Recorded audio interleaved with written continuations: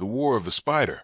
This is the War of the Spider, a war built on ambition, science, and ruthless will. It is not fought for planets or politics, but for something far greater, power over life and death. In this war, three forces matter most: opportunity, ability, and will. Most beings wait for opportunity. They hope it comes to them. But the strong know better. Opportunity must be taken, torn from a cruel galaxy that offers nothing freely. It must be earned through action, not luck. The weak complain about fate. They blame others for their failures. But those who rise do not wait. They act. They fight. They create their own future. They break the rules, shatter the chains, and shape the world as they see fit. Ability is not given, it is built. It comes from study, pain, and endless effort. Some are born with talent, others must work harder, but all must push past limits. True masters are not satisfied with greatness. They are driven to go further, always further. They see others not as equals, but as tools or raw material. Flesh, mind, and soul, all can be reshaped. To them, the laws of nature are suggestions. Humanity is just a starting point. Will is the greatest force. It is strength when others are weak. It is courage when others run. Will is what remains when hope dies. It is the fire that pushes forward when all say stop. Will does not ask. It takes. It dares. It conquers. Will is opening the forbidden door. It is thinking the thought others fear. It is stepping into the dark and not turning back. With true will, even death can be challenged. With these three things, opportunity, ability, and will, anything is possible, even godhood. Fabius Bile knows this. He does not serve the Emperor. He does not serve chaos. He serves only his vision, to master life and defy death. The galaxy is falling into chaos. The Great Rift has torn reality apart. Worlds burn. Empires collapse. In the shadows, Fabius Bile makes his move. He does not seek control. He seeks transformation. He creates monsters. He perfects flesh. He builds what others fear to imagine. And as the Imperium struggles to survive, he prepares to reshape everything in his image. This is not just war. It is evolution by force. This is the War of the Spider. Madness spreads like wildfire across the stars. Mutation twists flesh and soul without mercy.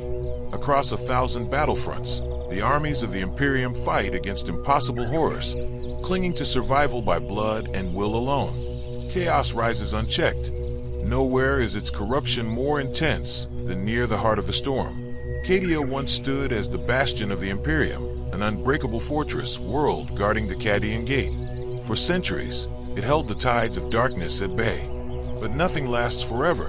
Abaddon the Despoiler unleashed his 13th Black Crusade, a campaign of such brutal intensity that even Cadia could not endure. The planet died screaming. Broken and scorched, Cadia was reduced to ruins. Its defenders were scattered or slain. Its proud citadels shattered beneath the fury of the Despoiler. Abaddon moved on, leaving only destruction in his path. In his wake, reality itself began to fracture. The Eye of Terror, once a cursed wound in space, began to grow. Warp storms surged outward, expanding the rift across the stars. The Cadian Gate was consumed, system by system, by the bleeding tides of unreality.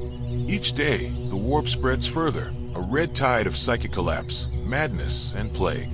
Imperial planets are overwhelmed, their skies torn open by demons, their populations driven to insanity or worse. What once was bastion space is now a haunted graveyard of hope. Though Abaddon has pressed onward, countless traitors, heretics, demons, and even Xenos scavengers remain behind. These forces, abandoned but feral, gorge themselves on the vulnerable Imperial remnants, tearing apart isolated outposts and defenseless worlds. In the chaos of this unraveling war zone, new powers rise from the shadows.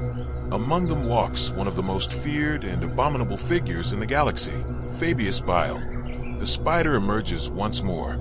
From deep within the Eye of Terror, he has extended his reach beyond the veil of madness. No longer content to observe, Bile acts. He deploys proxies, warlords, clones, monsters. He manipulates events from behind the curtain, pulling strings soaked in blood. He does not fight for chaos. He does not fight for terror. His only loyalty is to the perfection of his own monstrous vision. Using puppet armies and enhanced creations, he draws attention from all sides: the Death Guard, Inquisitorial cells, and elite Imperial strike teams.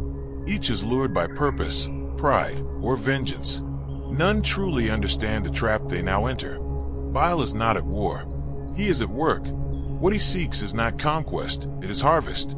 Flesh, gene seed, organs, cursed warp energies. The battlefield is his laboratory. He collects from the dead and the dying, from enemies and allies alike, to feed the next evolution of his grotesque experiments.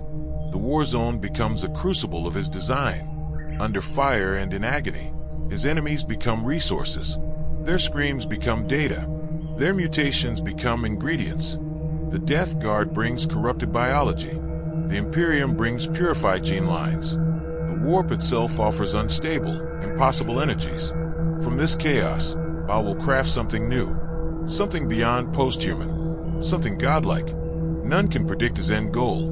Not even his closest servants understand the scope of his ambition. What is certain is this: where Bile walks, nightmares are born, and in the ashes of Cadia, in the poisoned wounds of the galaxy, the spider spins a new web. Despite his brilliance, Fabius Bile faces powerful enemies. His forces are few, scattered, and surrounded, outnumbered on all sides. Only his twisted genius gives him any chance to survive the storm he has willingly unleashed. His campaign unfolds among the wreckage of the Cadian Gate, where the scars of the 13th Black Crusade still bleed. But the roots of this war reach far beyond, planted in cursed regions like the Scourge Stars, and on worlds where loyalty has crumbled into heresy. One such world was Custodes, homeworld of the Brazen Drakes. For over 5 millennia, they had stood as proud champions of the Imperium, warriors of honor and sacrifice. They had shed blood in the Emperor's name across countless battlefields. But when the Noctis Aeterna engulfed the galaxy in darkness, everything changed. Whispers spread of corruption within the chapter, centered on their master, Argento Corian. Some believed Corian had hidden psychic abilities for years, forbidden by Imperial law. Others blamed the warping influence of the Great Rift itself. Regardless of cause, when the galaxy emerged from the long night, Corian no longer served the Imperium. He took a new name, the Enlightener, and led over half the Brazen Drakes into rebellion. Their betrayal ignited a brutal civil war, one that consumed 3 entire Imperial systems in flame and fury. Brother turned on brother as loyalists resisted their corrupted kin. The conflict was merciless, and the Brazen Drakes fell deeper into damnation. Corian's disciples embraced mutation, sorcery, and forbidden rites. Eventually, Imperial reinforcements arrived.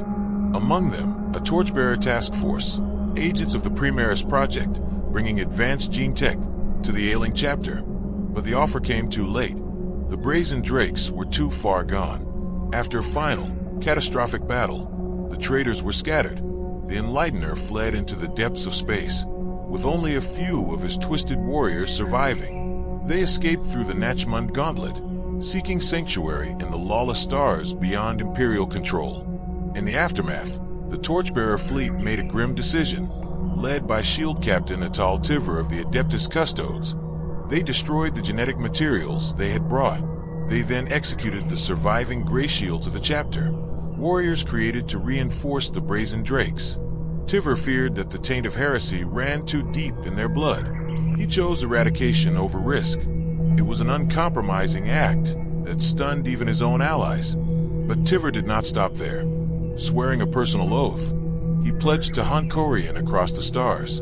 He would not rest until the Enlightener was dead, and his legacy purged from the galaxy. Unbeknownst to Tivr, news of the Brazen Drake's fall had already reached Terra through hidden channels. Another elite Imperial force had been dispatched in secret, its mission to locate and eliminate Argento Corian. Now, multiple hunter-killer forces close in on the Enlightener, unaware that a far more dangerous predator has already taken interest. Fabius Bile watches the unfolding pursuit with cold fascination. To him, the Brazen Drakes represent opportunity. Their corrupted gene seed, their warped psychic evolution, their civil war, all are subjects for study. Bile sees in them not failure, but raw material. The convergence of Death Guard warbands, Imperial assassins, and renegade Marines offers Bile a perfect storm. In the ruins of the Cadian Gate, he moves his pieces across the board. He manipulates events through proxies and clone pawns, ensuring that each faction is drawn deeper into conflict. Each battle spills more blood. Each corpse adds to his harvest. Fabius Bile does not care who claims victory on the battlefield. His victory lies beneath the surface, in the DNA, in the twisted remains, in the evolution he intends to force upon mankind. And in the shadows, the spider weaves his web tighter around them all. Fabius Bile's path intersected with that of the Enlightener in the shattered depths of the Cadian Gate. A meeting not born of design, but of fate. Yet fate has always been a canvas for the spider to paint his schemes. As ever, Bile saw opportunity in chaos, and wasted no time turning misfortune into strategy. Amidst the galaxy's unraveling, Bile pursued a new design. A grand venture formed even as the Great Rift tore reality apart. Whispers echoed through the Eye of Terror and beyond, each more dreadful than the last. What horror would Bile unleash next? Some claimed he was preparing another attempt to clone a pre-March. Others suspected he sought to mold an army of grotesque pseudo-Astartes to rival the Loyalist chapters.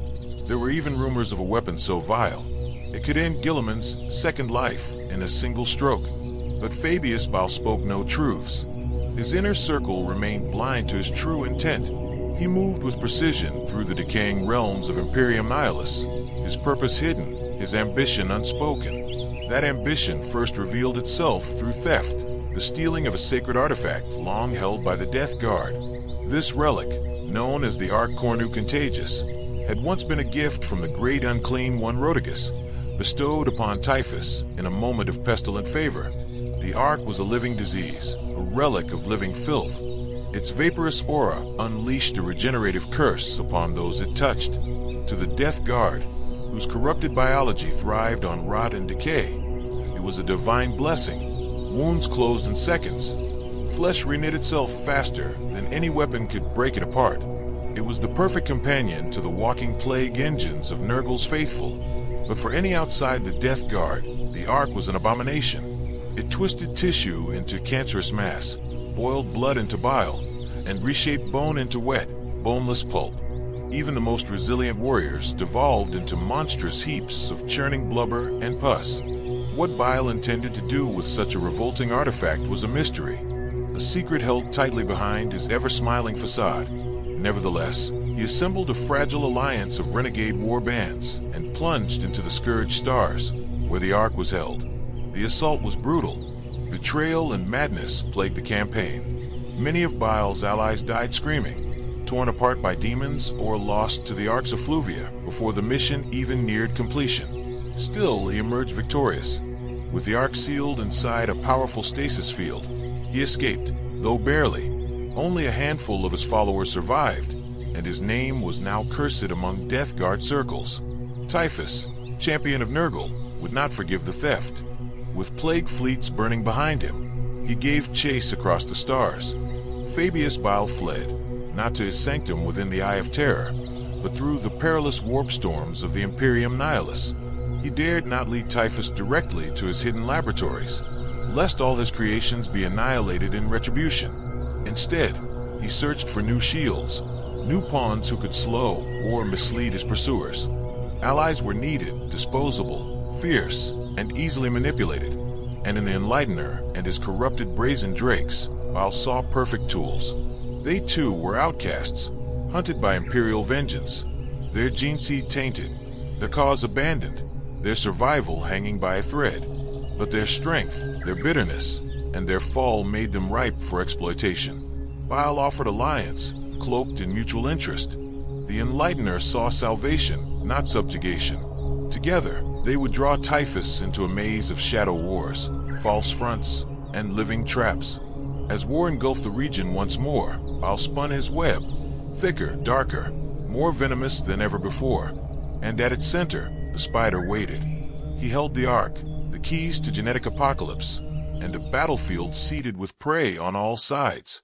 The stage was set, not for conquest, but for evolution through agony. Whether by fate or the cruel hand of the dark gods. The Enlightener crossed paths with Fabius Bile at a moment of volatile opportunity. Once known as Chapter Master Argento Corian, the Enlightener had not wasted time after fleeing loyalist retribution. Within the war-ravaged sector of Cadia, he had seized the corrupted fortress world of Desser and reshaped it into a citadel of defiance.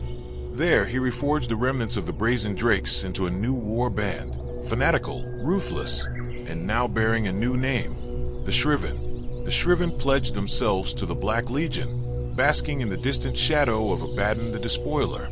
Though far from the Despoiler's inner circle, they flew his colors and fought with the fury of newly converted heretics. Corian's ambitions remained vast, but he was no fool. He had caught word of Imperial agents hunting him through the stars, unrelenting and vengeful. He knew their arrival was inevitable, and prepared to meet them not with retreat, but destruction. Meanwhile, Bile, with Typhus and the Black Fleet hunting at his back, saw the Shriven as the perfect instrument of war. In them, he found not only sanctuary, but a disposable army to stall his pursuers. Corian, for his part, believed the legendary spider could grant his warriors the edge they needed to annihilate their enemies. Thus, an uneasy alliance was born, one rooted in desperation, calculation, and mutual suspicion. Their pact was sealed upon the blood-red world of Desira, bathed in the toxic glow of a dying star. Desira's mutant sun cast a sickly pall over its twisted spires and fortified bastions, a fitting backdrop for the convergence of monsters. Bile wasted no time establishing his laboratories deep within the planet's fortress vaults. Protected by servo turrets and esoteric wards, he secured the Ark Cornu Contagious behind encrypted runes and cannibalized war automata. His acolytes were set to work immediately. Their first task, to enhance a cohort of Shriven warriors, sculpting them into grotesque parodies of Astartes' perfection. Gene-spliced sinew, chemical wrath glands, biomechanical limbs, all part of the spider's vision. Corian watched the process unfold with the calm of a warlord and the hunger of a convert. Though once a loyal servant of the Emperor, he now embraced mutation as evolution and heresy as truth. Bile quickly noted the scale of Corian's forces. The Shriven were more than simple renegades. The warband had drawn to it a vortex of corruption, mutants, psychers, rogue tech adepts, and void cults, all willing to die in the Enlightener's name. Above Desira's polluted atmosphere, a small flotilla of traitor warships enforced a blockade, bristling with stolen technology and demon-possessed munitions. Bile now had a fortress world, an army of zealots and orbiting guns, all the tools he needed to confront his pursuers. But time pressed heavily.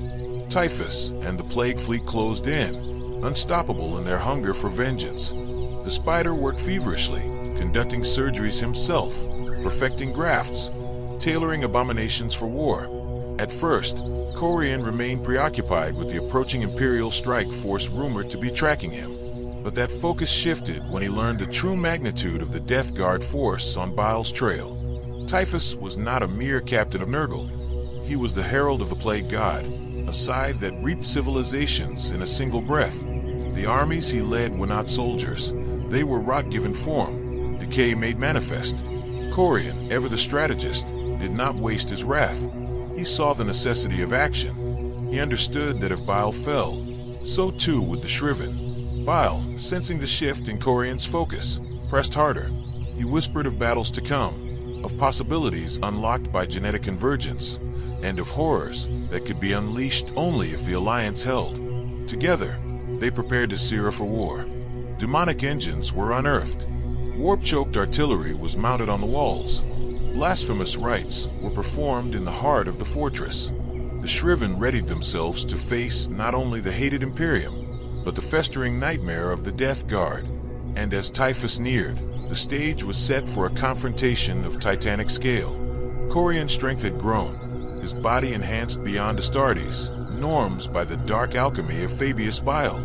But beneath the surface of his newfound power lay chains of a different kind. Addiction, dependency, and control. The elixirs coursing through his veins were more than just enhancements. They were hooks, buried deep in mind and flesh alike. Worse still, Bile had laced his nervous system with arcane neuroaugmentations, subtle, insidious, and binding. The Enlightener, proud warlord of the Shriven, had become a thrall in all but name. Bound by chemistry and corrupted machine flesh, he could no longer break free of the spider's grasp. Even as Corian wrestled with this cursed bond, dire omens came from the warp. His bound sorcerers, lashed by visions, screamed of a monstrous shadow coalescing in the void. Typhus was near. The Terminus Estate, flagship of the Death Guard's most feared champion, loomed close to exiting the Imperium above Desser, and trailing behind came a plague fleet, ships packed to bursting with bloated warbands and diseased abominations. This was not a mere raid. It was a hammer of pestilence, poised to smash down upon Corian's holdings. If Typhus was allowed to strike with his full strength, even the corrupted legions of the Shriven might collapse under the assault. And even if the Death Guard were driven off, the cost would be catastrophic. The Shriven would be shattered, and with them, Bile's fragile alliance would fall, just as the Imperials began to close in from the other direction. A desperate solution took form. They would strike first. To halt Typhus before he reached Desser, he had to be bled, his armies wounded so deeply that their offensive would falter.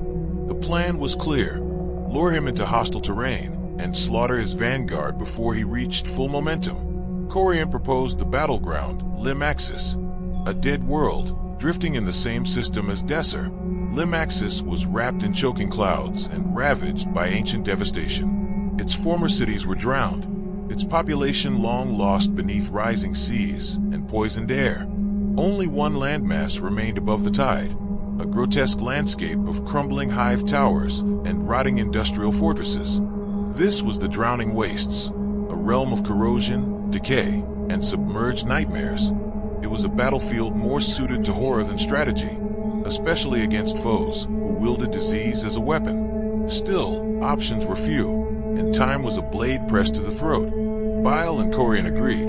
The ambush would be staged amidst the drowned husks of Limaxis. They would make their stand in the depths of that broken world, gambling everything on a single brutal blow. Mobilization was swift. The Enlightener summoned nearly half of his war machine. Mutant serfs, traitor Astartes, corrupted armor columns, and demon-forged weapons surged into motion. Bile, ever calculating, deployed alongside them with his twisted masterpieces. The first wave of the Trata, grotesquely rebuilt Shriven enhanced with unstable grafts and alchemical cores, marched at the vanguard. Many bore multiple spines, gnarled limbs, or eyes that burned with unnatural light. Arcane relics pulsed on their backs, distorting reality around them, products of Bile's most dangerous experiments. Alongside them traveled weapon constructs, gene cradles, and techno-relics drawn from ancient vaults. Each piece of hardware had a sinister history, and all were tuned for devastation. The fleet surged through the void, heading for Limaxis like a spear of corruption. Behind them, the skies grew darker, for Typhus was still coming. And now, the trap was being set. The ambush was in motion. Fabius Bile, the cunning primogenitor, aimed to mislead Typhus and force him off the pursuit. He cared little for the lives of his allies. The Shriven were pawns, disposable pieces in a far grander scheme. Since departing the Scourge Stars, Typhus had hunted Bile relentlessly, guided by corrupted warp beasts, vile, liquid entities bound into his flagship's demonic engines. These cage demons slithered and pulsed, attuned to Bile's psychic spore, snarling and churning with malevolent glee as the chase brought them ever closer. Then, all at once, they howled with manic fury. Their gibbering surged to a frenzy. Typhus understood what it meant. The prey was near. The Terminus Estate tore through the veil of real space in a burst of vile momentum, a bloated leviathan emerging from the warp's infected womb. Following it came a procession of plague ships, bloated and reeking, their hulls weeping pus and fire into the void. Long-range Vox systems crackled to life, catching panicked signals from a nearby planet. One identifier was unmistakable: the Wretch, the very vessel Bile had used to escape during his raid on the Scourge Stars. The ship hung low in orbit, crippled and venting atmosphere. Its warp drive was ruined, and its hull bore deep scars from battle. Sensors registered faint life signs aboard, too weak to suggest a full crew, but too strong to ignore. Typhus did not fall for it. He ordered no boarding parties, suspecting deception. Instead, his plague fleet unleashed precise land strikes. Brilliant beams of energy hammered into the wretch, getting its main engines and sending it tumbling toward the planet's atmosphere. Let it burn. Typhus felt no concern for the arc of contagion it carried. It was a divine gift of Nurgle, impervious to harm. Bile and his followers, however, would not be so fortunate. The crippled ship, however, proved more resilient than expected. Its emergency thrusters flared to life, fighting against gravity with sputtering bursts of fire. Guided by failing machine spirits and desperate hands, the wretch tilted its descent. Rather than a fiery death, it achieved a ragged glide, slicing through the clouds toward the surface below. It crashed south of a toppled hive spire, its descent slowed enough to prevent full annihilation.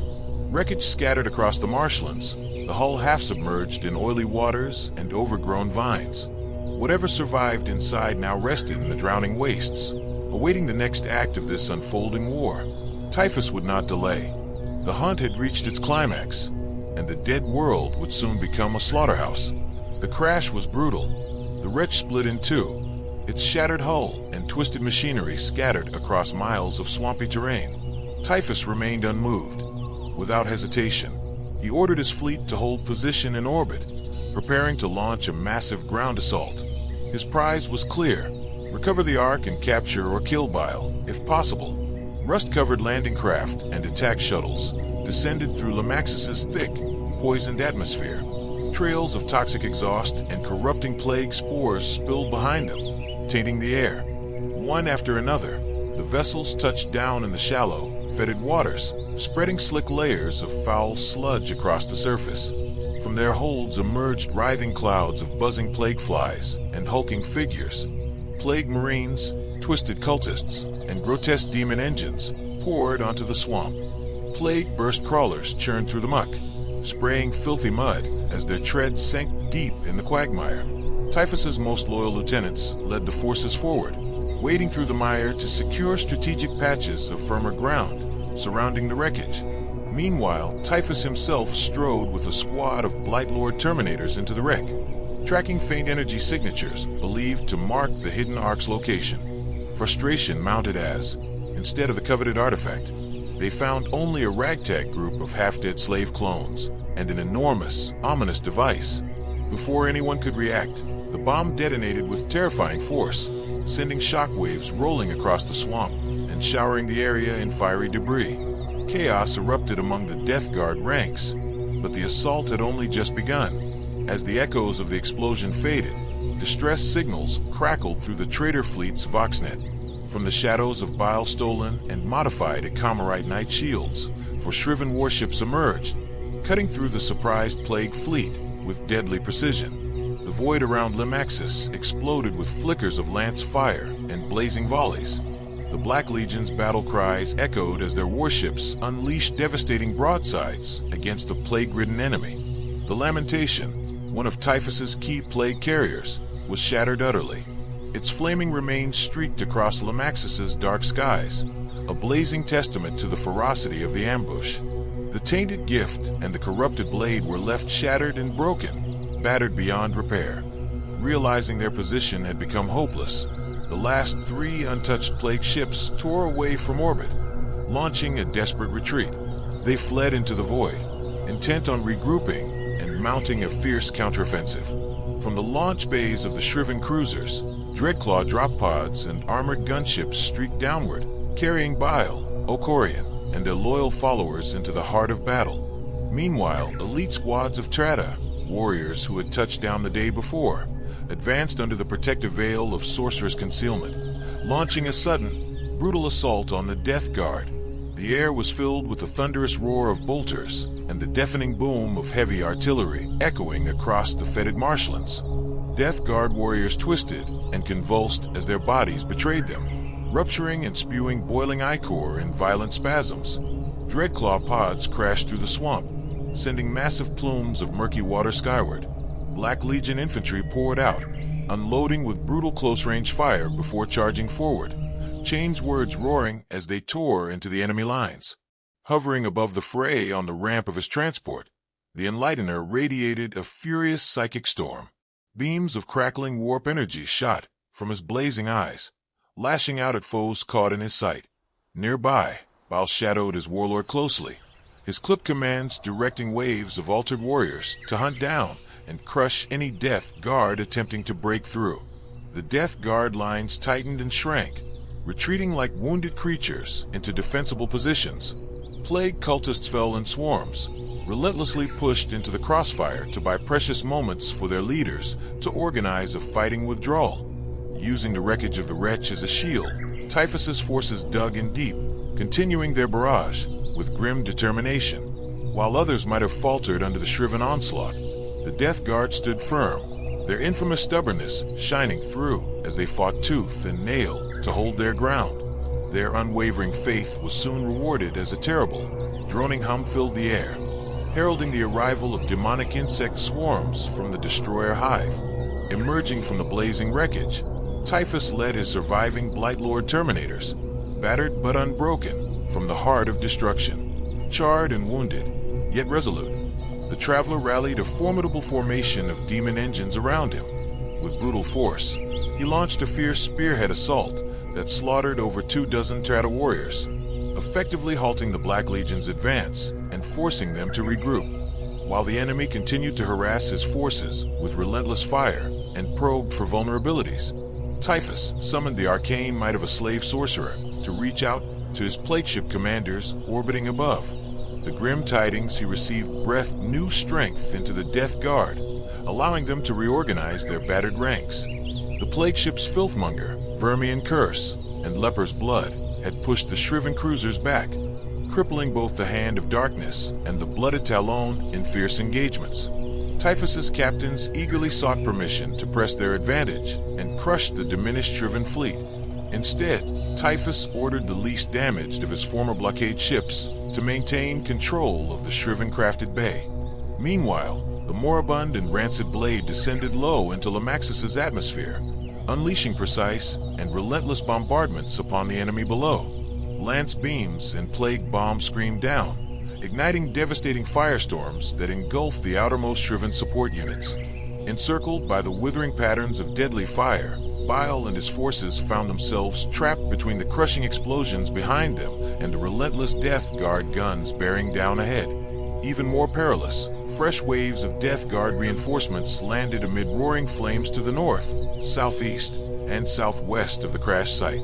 From lowered dropship ramps, swarms of plague-ridden poxwalkers poured out like a grotesque tide, grinning, groaning zombies that spilled forth as if vomited onto the battlefield, slowly encircling the Black Legion with the inevitable suffocation of a wasting plague.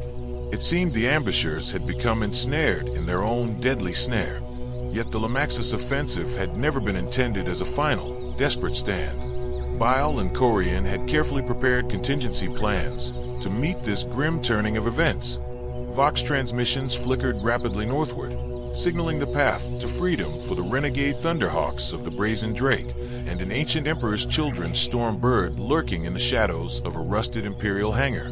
Bile's slave clones had been meticulously trained for this moment, expertly guiding the crippled wreck to land precisely where intended. Thick curtains of foliage were instantly scorched and shredded as 4 heavily armed gunships burst from hiding, engines screaming in furious defiance.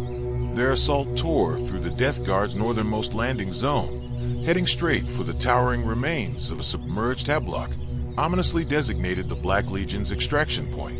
Corian led the last surviving terrata of Bile's initial assault force, cutting through a writhing sea of groaning poxwalkers.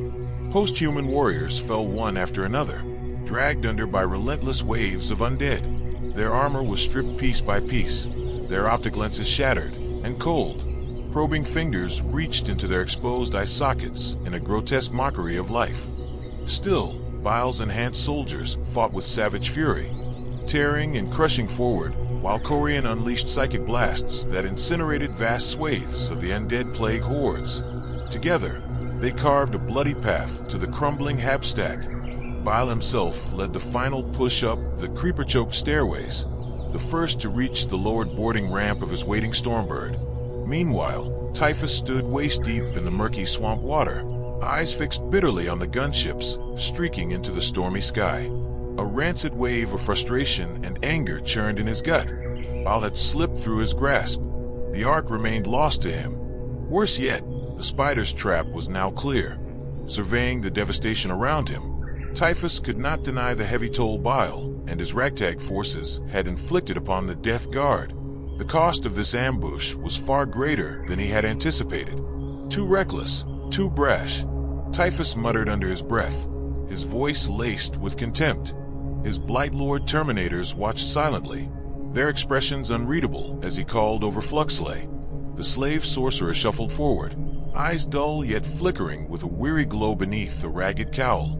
"I need to speak with Plague Captain Sputimus," Typhus commanded, voice low and sharp. Fluxley winced but nodded, beginning to weave a series of complex gestures with his clawed hands. He whispered arcane words, thick with phlegm, as the destroyer hive thrummed with restless energy. The warp around them twisted and churned like a storm as the sorcerer worked. Suddenly, Fluxley's head jerked back, a pain groan escaping him. From his lips emerged the voice of Plague Captain Sputimus, carried across the warp. "Lord Typhus, I serve," the captain rasped, voice wheezy and strained, speaking from his throne aboard the Filthmonger. "Our foes, cowardly as they are, seek to flee the battle by boarding gunships," Sputimus reported. "Your orders were to target and destroy them from orbit. It cannot be done." Confusion and frustration seeped into Typhus's mind. "Another enemy vessel has joined the fray," Sputimus continued. "A battle barge recently turned renegade. It appeared without warning and struck down the moribund outright. Our forces are stretched thin trying to hold off this combined assault." Warspec, one of Sputimus's lieutenants, suggests the rogue battle barge is attempting a transatmospheric rendezvous with the escaping gunships. Typhus's fury swelled, hot and venomous, burning in his chest like a living flame. The battle had become far more complicated and far more dangerous than he had anticipated. The destroyer hive thrummed with restless energy, a low, furious buzz that echoed through the corrupted vessel. For a brief moment, Typhus considered ordering his captains to press the attack and crush the enemy outright, yet restraint won out. Instead, he commanded, "Harass their retreat, but let them slip away. We must conserve our forces if we hope to succeed in this hunt." With the immediate danger momentarily held at bay, the shriven forces took a rare moment to regroup. They found themselves with a precious window to recover, gather strength, and prepare their next moves carefully. But beneath the surface, tension simmered between Bile and the Enlightener, cracks beginning to split their fragile alliance. Days passed since their triumphant return from Limaxis, and the Shriven grew ever more confident. They believed themselves the victors over Typhus, having outmaneuvered and bested the Death Guard's most feared warlord. The savage fury of the Thorata warriors was undeniable, but the Shriven chose to overlook the gruesome cost of their victory, the brutal demise of those warriors. Meanwhile, Bile found no shortage of subjects for his grisly experiments. War bands of the Shriven roamed the battlefront aboard swift frigates, returning with fresh captives and raw material for Bile's sinister surgeries and alchemical concoctions. His labs worked tirelessly, day and night, refining dark elixirs and crafting new horrors. Yet not everyone shared in Bile's enthusiasm. Argento Corian, the Enlightener, watched with growing unease. Each passing day saw Bile's influence swell, his compounds coursing through the veins of their forces, tightening his grip on the Alliance. Corian felt suffocated, a parasite spreading within the fortress he once ruled. Though Corian longed to strike against Bile, he lacked the will to confront the parasite he had willingly let inside. Instead, he planned a subtler approach, reminding his followers who truly held power. Whispers from Orcish informants and the dark murmurs of demonic voices brought grim news. The Imperial Retribution Force was closing in, only a few short warp jumps away. Corian's trusted lieutenant, Corian Sears, reported that their enemies had halted at the Bellis Corona system, maintaining orbit over the world of Baristan Prime. Rather than wait for the Retribution Force to trap him in his lair, Corian chose to strike first. Gathering all but the most essential garrison forces, he boarded a warship bound for Bellis Corona without delay. Bile accompanied him, leading his newest batch of altered warriors. But Bile's loyalty to the Enlightener was shallow. His own designs took precedence. Bile harbored a secret purpose on Baristan Prime, one that had little to do with aiding Corian's grand posturing. Meanwhile, Shield Captain Tyver led his torchbearers with grim determination. They had traversed the war-torn Nachman Gauntlet, skirted the fringes of war's vigilance, and now marched to the very edge of the Eye of Terror. Shield Captain Tyver and his comrades held fast, their resolve unbroken despite the dangers they faced. Each step of their journey had been fraught with peril, even with a contingent of silent sisters scattered across their vessels. Every warp jump through the storm-ravaged Imperium Nihilus was a nightmarish ordeal. The void itself seemed to conspire against them. They had clashed with hostile forces more times than could be counted, and paid dearly in blood and machine. Now, with their target drawing near and the decisive moment looming, Tyver chose caution before pursuing their prey. He determined to refit and repair his diminished fleet, to sharpen the edge of their wrath. Tyver's original plan to dock at the mighty naval fortress of Nihilus Corona was swiftly undone. The fortress, a bastion of imperial might, was under constant siege, its resources drained to sustain its own battered fleets. No aid could be expected there. Forced to improvise, Tyver's task force settled into high orbit over the scarred world of Eberystan Prime. The hope was that the famed tech magi overseeing the planet's beryllium mines might be persuaded to lend their expertise and equipment. But what they found was far from hopeful. Eberystan Prime lay abandoned, its surface twisted by ruin and neglect. The cause of the planet's collapse remained a mystery, but the Vox channels were filled with urgent, repeated warnings. The voice of the Omnicia himself seemed to cry out, pleading with all to avoid this cursed world. Yet Tyver was neither a man to be swayed by spectral fears nor superstition. His resolve hardened when Orzbek, his trusted scout, reported vast stores of refined beryllium rotting in long-forgotten silos within a facility marked as Refinery 16. Recognizing the desperate need for these resources, Tyver entrusted his tech adept to maintain the warships in orbit, then led his forces downward to claim what was theirs. They plunged through the planet's savage electrical storms, braving bolts of pure energy that danced across the toxic skies. Their mission was clear: seize the beryllium and restore their fleet strength. Every Imperial instinct drove them onward. Meanwhile, far beyond the atmosphere, the Enlightener and his fleet tore violently from the warp, ripping into the Bellis Corona system. Their arrival was swift, yet even these powerful vessels were stretched thin, caught mid-repair. Heavy shuttles buzzed back and forth between ships and the derelict surface refinery, ferrying crews and equipment. But as the Black Legion fleet loomed ever closer, the Imperials faced the grim reality of imminent battle, their repairs incomplete and their nerves steel-sharp. Shield Captain Tyver's fleet was stretched thin. Their warships could only manage to repel the heretical vessels with steady battery fire, while desperately shielding the fragile war shuttles ferrying precious beryllium. The Enlightener paid no heed to the distant space battle. His true target remained on the planet's surface. He had vowed to his warriors that he would face Atal Tyver in single combat, and nothing would distract him from that promise. The enemy ships could be handled afterward, only once the warriors carried by those vessels were crushed. At Corian's command, squadrons of heavily armored gunships and combat landers surged from the decks of the cruisers. Black Legion Helldrake fighters escorted these deadly dropships as they tore through the skies toward the equatorial mining installations of Burston, focusing on the scattered life signs near Refinery 16. The first Shriven dropships encountered brutal anti-aircraft defenses. Tyver had reactivated the servitor crews, manning the refinery's Icarus turrets.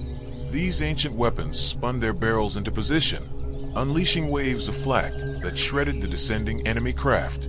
Flames trailed behind the retreating Helldrake fighters, their wings shattered and smoldering. A heavy lander exploded violently, showering the refinery's grounds with burning wreckage and broken bodies. Seeing the assault falter, Bile called for a swift change in tactics. The Shriven climbed back aboard their dropships and veered away, heading toward a smaller industrial spaceport located a mile to the south. The complex was served by 3 such ports, functional, no-frill structures of landing pads and auxiliary buildings, connected to the refinery by mag rails that stretched over tall, rugged causeways.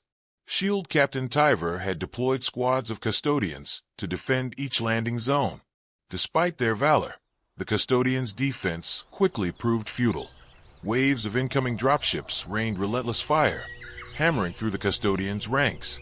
Blazing with guardian spears, the custodians fell back, forced to retreat along the rocky causeway under overwhelming pressure.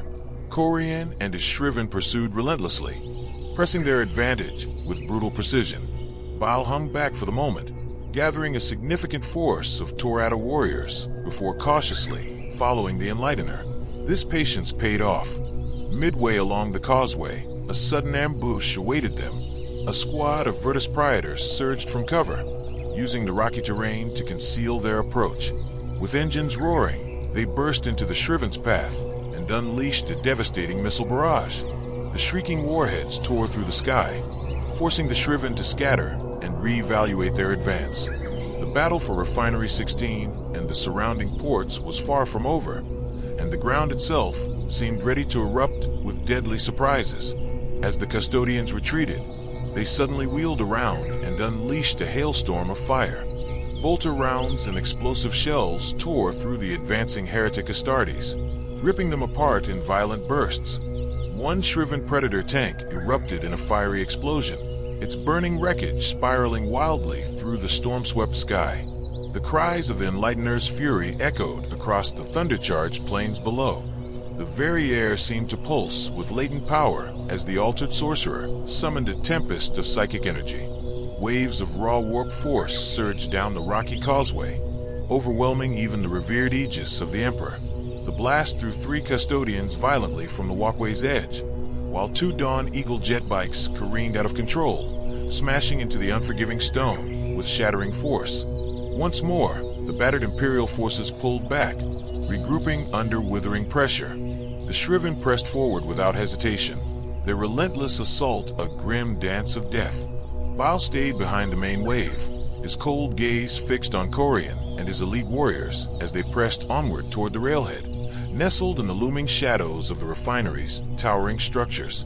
At this critical juncture, Imperial defenders struck anew. Bolters and Flommers roared to life as squads of silent sisters, Null maidens cloaked in eerie, oppressive auras, launched a sudden ambush. The null energy radiating from their presence unsettled even Bile, forcing a rare flicker of hesitation. Corian, leading the charge at the front line, screamed in torment as the psychic suppression crushed his connection to the warp. The momentum of the attack threatened to break, faltering under the sisters' stifling presence. Yet Bile's voice cut through the chaos, sharp and commanding. Altered warriors twisted by forbidden flesh and grotesque mutations surged forward alongside flesh-warped bikers. Together, they crashed into the outnumbered defenders, smashing through lines with brutal ferocity. The clash became a whirlwind of flame, steel, and psychic fury.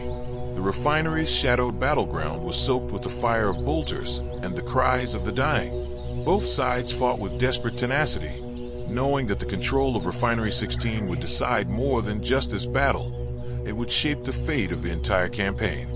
Meanwhile, the surviving Helldrakes swept back into the fray, their massive draconic forms casting long shadows across the battlefield. From their gaping maws, torrents of warp flame erupted, scorching the ground and raining destruction over the enemies below.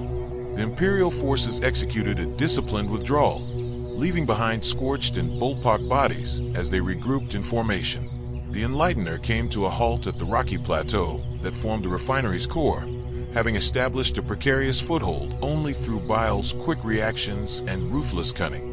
The weight of battle and creeping madness threatened to overwhelm him, but he forced himself to think with clarity and precision, plotting his next moves amidst the chaos. With sharp commands, the Enlightener divided his remaining warriors into multiple smaller warbands. Each group was reinforced by obliterators and demonic war engines, their monstrous forms lumbering in support.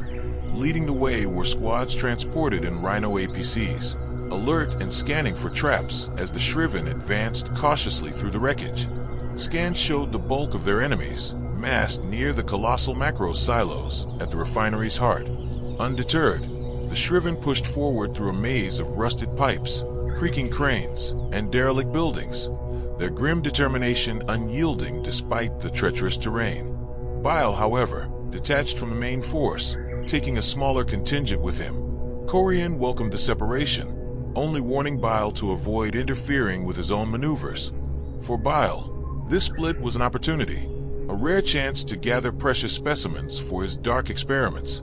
He disappeared into the shadowed alleys between the refineries' towering industrial spires, accompanied by squads of his most grotesquely altered followers and a cluster of gibbon-like acolytes clad in rubberized surgical suits, ready to harvest whatever the refinery's secrets might offer. Once more, the Imperial defenders launched fierce counterattacks against the Shriven, this time met with disciplined volleys and savage ripostes.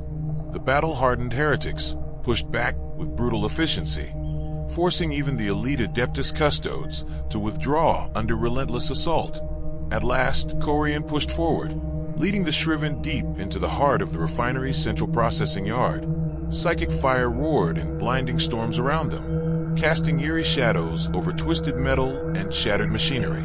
Here, the main force of the Imperial defenders waited, ready to crush any who dared approach.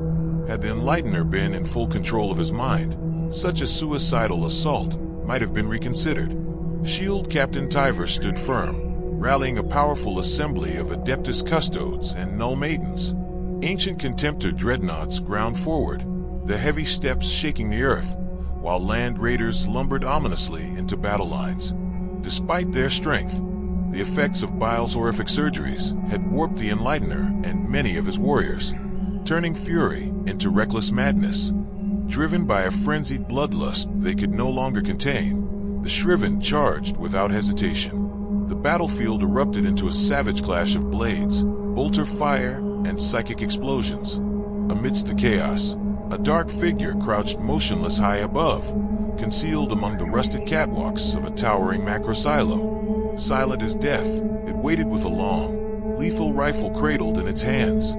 Bile, positioned far from the front lines with his followers hidden in the refinery's shadowed corners, listened intently. The muffled thunder of gunfire and the savage clash of combat echoed up to him, marking the furious battle unfolding below.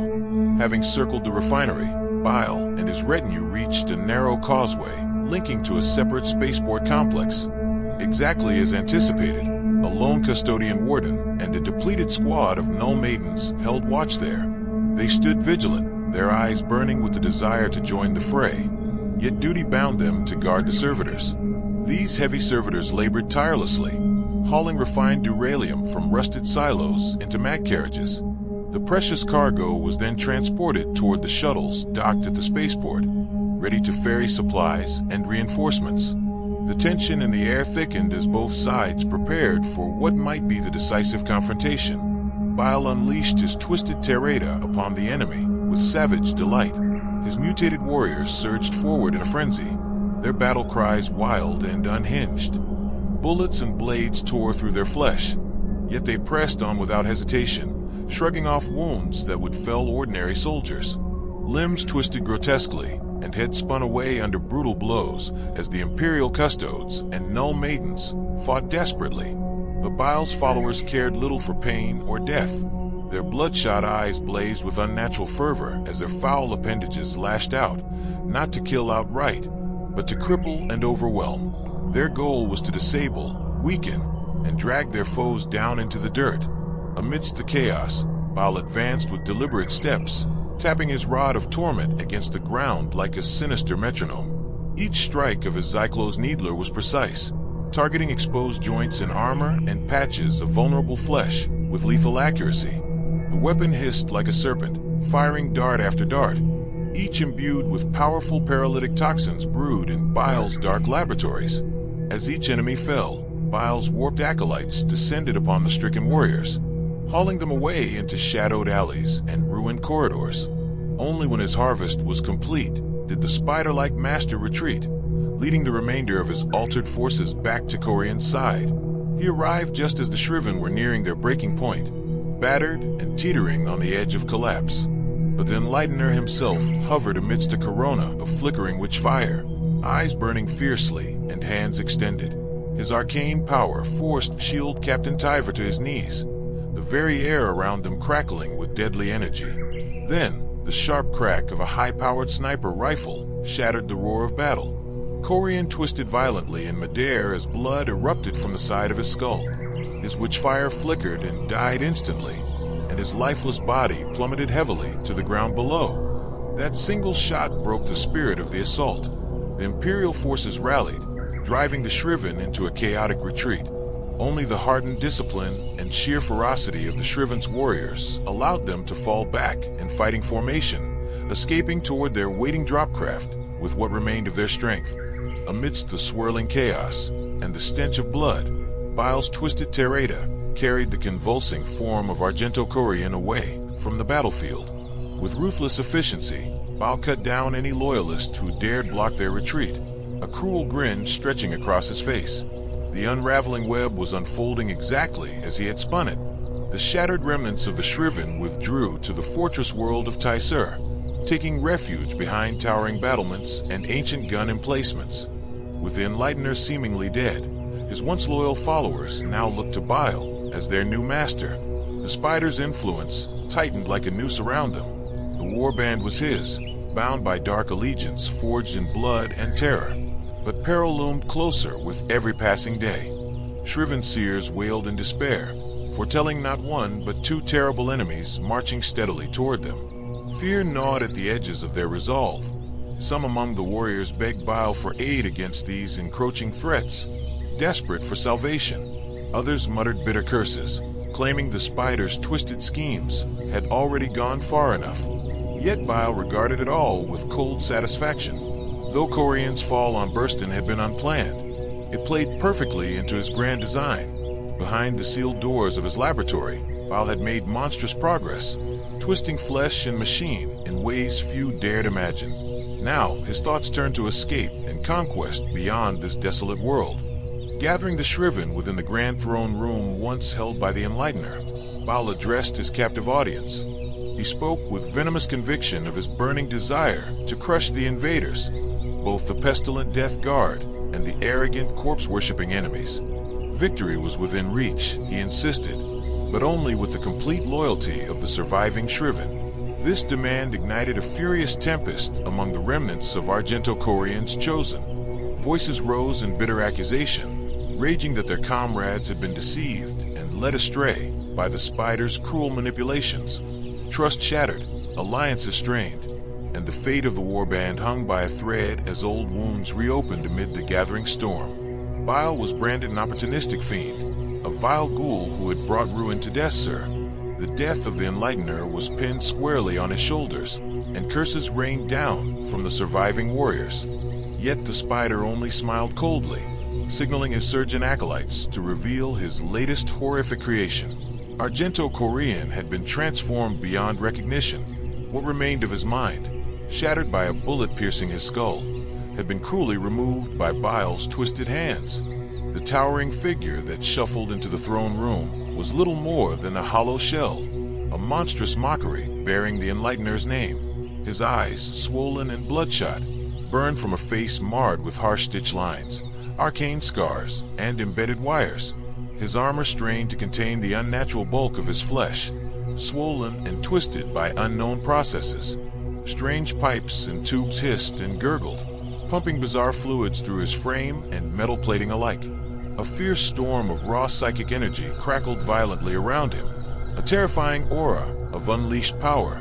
Despite the empty cavern where his brain should have been, the grotesque figure wielded powers that defied all reason, all but Bile, who watched with cold calculation. Enraged and horrified, those still loyal to Corian's former self lunged for their weapons. The Enlightener's response was merciless. Seething beams of psychic fire lashed out, reducing attackers to ash and ruin in moments. Standing tall over the smoldering wreckage of their fallen comrades, Bile demanded once more the undivided loyalty of the Shriven. This time, facing the undeniable might before them, they submitted without hesitation. Bile's plans grew ever darker. He resolved to augment every remaining Chaos Space Marine within the Shriven, transforming them into even deadlier versions of themselves.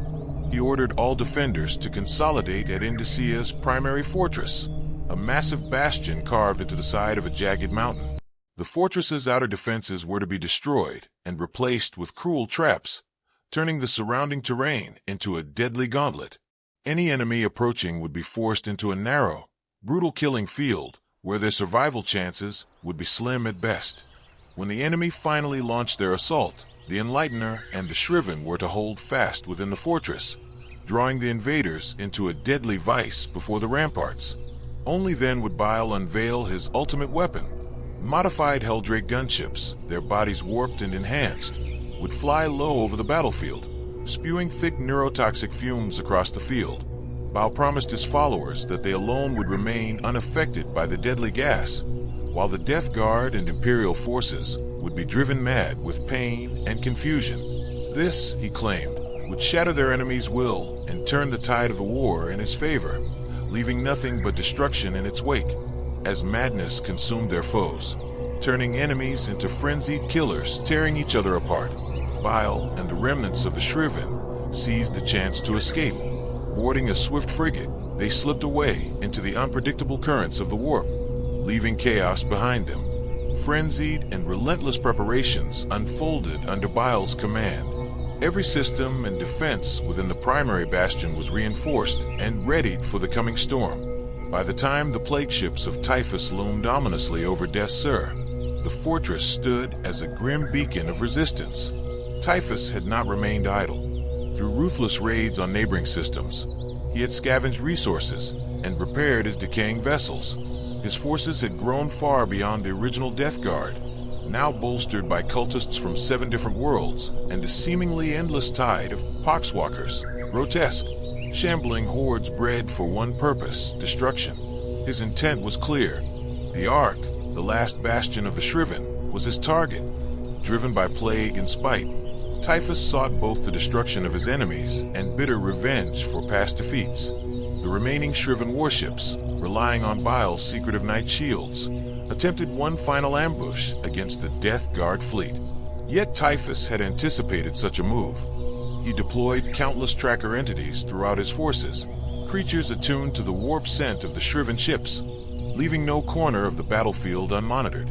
When the Black Legion cruisers surged forward, they were met not with surprise, but with prepared gun batteries bristling with deadly intent. The sky above Death's Sur erupted in explosions as devastating fire tore through the attacking vessels. Burning wreckage plummeted through the atmosphere like flaming comets, crashing onto the planet below. The tide truly turned when the battle barge, Drake Rampant, launched a desperate boarding assault against the Terminus estate, misjudging his enemy's defenses. The assault was swiftly crushed. The Drake Rampant, now a ruined, rusted husk riddled with plague, spun helplessly away from the battlefield. Meanwhile, Death Guard landers descended in overwhelming numbers upon the primary bastion. The fortress's outer defenses erupted in a chorus of booby traps, set to detonate at the slightest provocation. Swarms of nerve-dead poxwalkers, undeterred by fire and explosives, staggered into the killing zones without hesitation. Their sheer numbers rendered the traps nearly useless, as the twisted horde pressed forward relentlessly, immune to pain and fear, threatening to overwhelm even the most fortified positions. Behind the advancing waves of poxwalkers, bands of plague marines marched grimly forward, their ranks flanked by devastating plague-burst crawlers. These hellish war machines unleashed ceaseless barrages of blight-ridden shells, hurling toxic death into the fortress walls.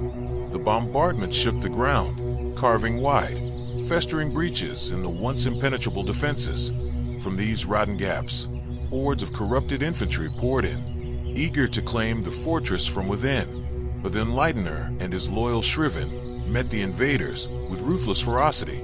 Psychic energies surged through the battlefield, ripping through the poxwalkers, sending their shattered bodies flying like rag dolls in a storm. The altered warriors moved with brutal precision, tearing apart the shambling abominations.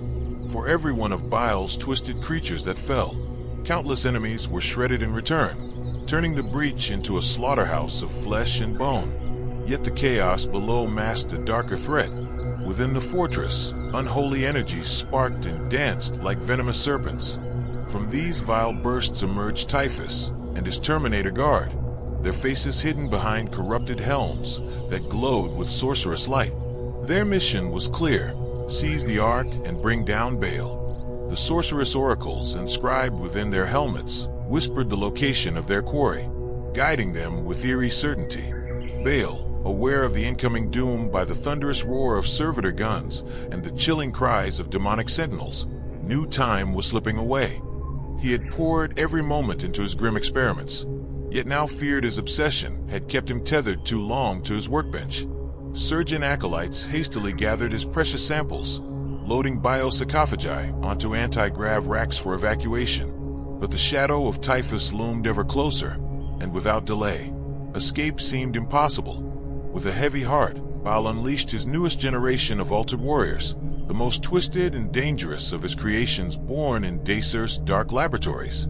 These feral monstrosities erupted from the depths of the facility, wild-eyed and frothing, surging into the fray with a terrifying roar. Amidst the maelstrom of war, Shield Captain Tiver arrived over Dacer with his torchbearers blazing. Acting with swift precision, he gathered scattered intelligence from orbital sensors and muster points, crafting a detailed strategy. Tiver led his forces down through the planet's thick atmosphere aboard heavily armored gunships, ready to tip the scales in this desperate battle. The sleek gunships cut low over Dacer's jagged terrain, skimming just above the rocky surface to avoid detection by enemy sensors. Below, the chaotic clash of battle unfolded across the shattered landscape, and the bulk of the Imperial forces veered sharply toward the Death Guard's vulnerable rear positions. Golden-hued gunships discharged squads of Adeptus Custodes and Null Maidens deep within the crumbling ruins.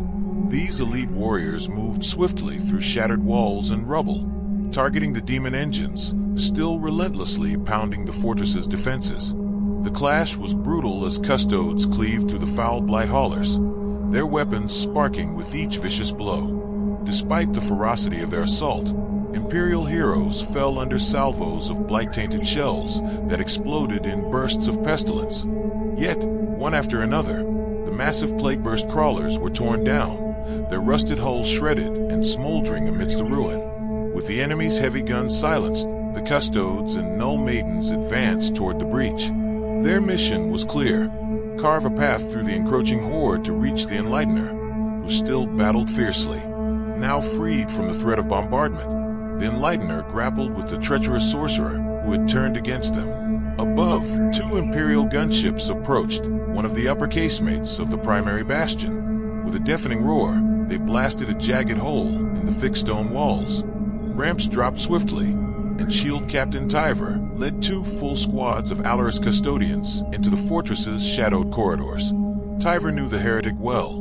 Fabius Bile had been marked during the brutal fighting on Burston Prime, and Tiver was determined to end his twisted schemes. Several of Tiver's men had vanished during that earlier battle, and there was no doubt they had fallen prey to Bile's twisted experiments.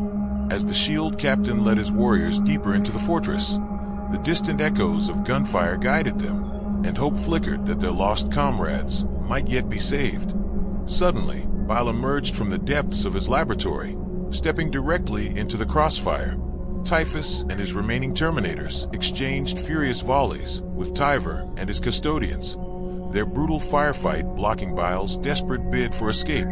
With a vicious snarl, the primogenitor surged into the fray, his eyes locking onto his foes as Typhus bellowed in furious recognition. Bile swiftly raised his Zyklos's Needler, unleashing a torrent of deadly toxins that hammered into the enemy ranks. One Blight Lord Terminator staggered and crashed heavily to the ground, felled by the corrosive darts. Amid the chaos, Bile's surgeon acolytes scrambled desperately, pushing their armored grav reliquaries through the swirling hail of gunfire. Several of them fell, torn apart before they could reach safety. Even Bile himself grimaced through gritted teeth as multiple shots tore through his flesh, his chirurgeon whirring frantically to mend the wounds with brutal efficiency. Realizing his chance to escape was slipping away, Typhus roared a war cry and charged, swinging his Man Reaper with lethal intent. Before the deadly weapon could strike, Bile and his last few followers vanished behind a thick armored bulkhead, the heavy door sealing with a hiss and clang that echoed through the chamber. In the next heartbeat, Typhus found himself face to face with the wrathful Shield Captain Tiver and his elite custodians. A quick glance at his shattered retinue confirmed the grim truth. This was a battle he could not hope to win. Spitting curses, Typhus muttered a dark incantation, summoning a roaring swarm of plague flies that engulfed his form in a churning storm of pestilence. When the buzzing cloud finally dispersed, the Death Guard champion had vanished, leaving behind only the battered remnants of his warriors to confront Tyver's relentless assault. At the breach, the Enlightener and his berserk warriors had carved a deadly path through countless enemies. Mountains of broken bodies piled around them, but even their fierce strength was beginning to wane. Suddenly, the tide shifted as the execution force arrived. A sharp rifle shot rang out from a ruined spire overhead. The Enlightener's head snapped up, and with a surge of psychic energy, he shattered the bullet mid-flight. The empiric blast surged back along the bullet's path, detonating with devastating force. In the fiery blast, a black-clad figure tumbled helplessly, engulfed in flames as it plummeted to a fiery death below. From the stunned cultists surrounding the Enlightener, the Kael'das revealed her true, terrifying form. She emerged suddenly, a dark and lethal presence among the chaos, ready to strike. Her neural shredder screamed through the air, cutting down one shriven Terrata after another with deadly precision. She flipped over a fourth warrior, swinging her face sword in a brutal arc that severed its head clean off. Without hesitation, the blade plunged deep into the Enlightener's chest, driving him back with a guttural roar of pain. The sorcerer countered, releasing a fierce psychic blast that hurled the assassin backward into a heap of corpses. His victorious shout twisted into a cry of agony as a beam of shadowy energy struck him, instantly severing his psychic connection. Powerless, the Enlightener looked up to see a shadowy figure flickering towards him, an assassin from Calexis, silent and deadly. Before the sorcerer could rally his fading strength, the skull-masked form of an Eversaw assassin tore through a cluster of Terrata like a cannonball, barreling straight into the Enlightener. The frenzied attacker lashed out with savage ferocity. A bolt round from the Eversaw's executioner pistol tore off one of the assassin's hands, but the hypodermic talons still sank viciously into the sorcerer's face. One eye was punctured, and the flesh around the wound blackened with corrosive toxins. In a final desperate move, the altered sorcerer seized the assassin's throat and lifted him high with brutal psychokinetic force. With a sickening snap, the assassin's neck broke. For a brief moment, the Enlightener savored his victory. Then chaos exploded. The Eversaw's blood chemistry spiraled into critical meltdown, and his body detonated with the power of a demolition charge. The blast threw debris and dust into the air, obscuring the battlefield. When the dust settled, the Enlightener's ruptured corpse lay still. Its twitching finally ceased. The mission was complete. The Calexis assassin and the wounded Calidus melted back into the chaotic swirl of battle, their purpose fulfilled. Yet the struggle was over. The shadow of the conflict faded, leaving behind only the silence of victory and loss. Only a handful of Shriven remained, ragged and broken. Without a leader, many had lost their minds, wandering aimlessly or fleeing in chaotic desperation. As a fighting force, they were utterly depleted, shattered remnants of a once feared warband. Meanwhile, news had reached the Death Guard that their master had returned to the Plague Fleet, commanding a strategic retreat. Their elusive quarry had slipped through their grasp once more. Frustrated and seething with contempt, the Plague Marines abandoned the battlefield, leaving behind only destruction and the bitter taste of failure. Shield Captain Tyver's contingent was reduced to less than a quarter of its original strength, but still pressed onward, moving deeper into the fortress's dark halls. Within the cold stone corridors, the surviving Imperial warriors focused on their grim task, purging the lingering horrors that plagued Fabius Bile's forsaken laboratory. The twisted experiments and unholy abominations left behind were a stain that had to be cleansed, no matter the cost. Though their primary targets had been eliminated, the toll of battle weighed heavily.